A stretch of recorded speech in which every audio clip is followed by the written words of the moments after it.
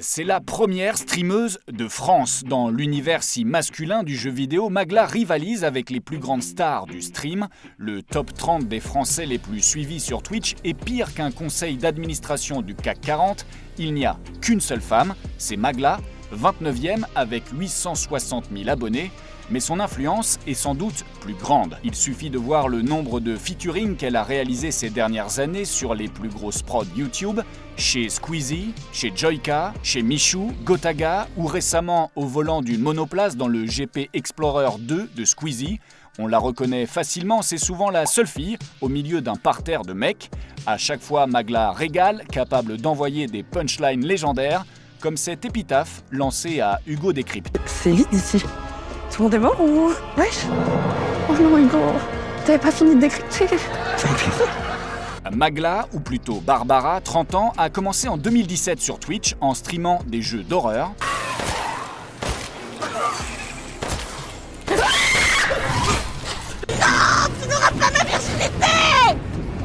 Les jeux vidéo, un héritage. Moi j'ai joué parce que mes parents jouaient. Et ma mère elle jouait à des jeux d'horreur et mon père il faisait des MMO. Des heures et des heures de stream chaque jour, une totale spontanéité et des perles à n'en plus finir qui ont fait son succès. Attendez, c'est drôle sur la caméra. Parce que moi j'ai toujours été gentille. Hein. T'es gentille? Je suis Blanche-Neige, incroyable. Je suis la reine des animaux. Viens, j'ai pas peur de toi, viens. Bah, bizarrement, il y a plus personne là.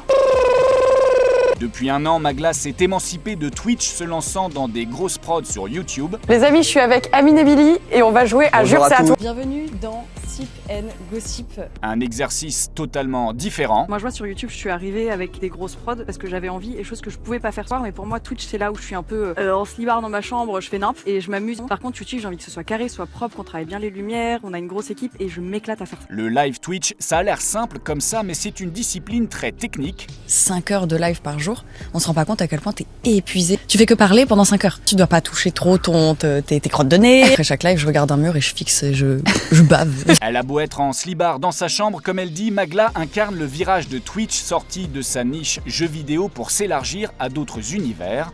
Sa petite entreprise se diversifie dans la mode.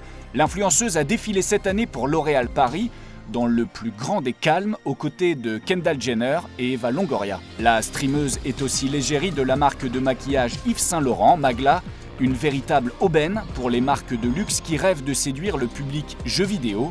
Les 860 000 abonnés de son compte Twitch sont nettement plus impactants que les défilés fantômes que les marques organisent dans le métaverse. Consacrant ce virage mode, Magla a fait la une de GQ Hype en mars dernier.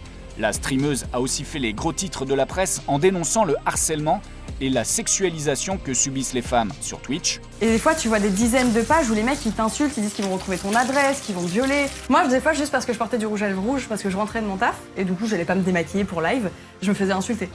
Hey, tu vas aller sucer qui comme ça? Maintenant, je m'en fiche. Genre, on peut voir mes pieds nus, je m'en fiche, ça finira sur Wikifit, je mets des décolletés, on voit mon ventre.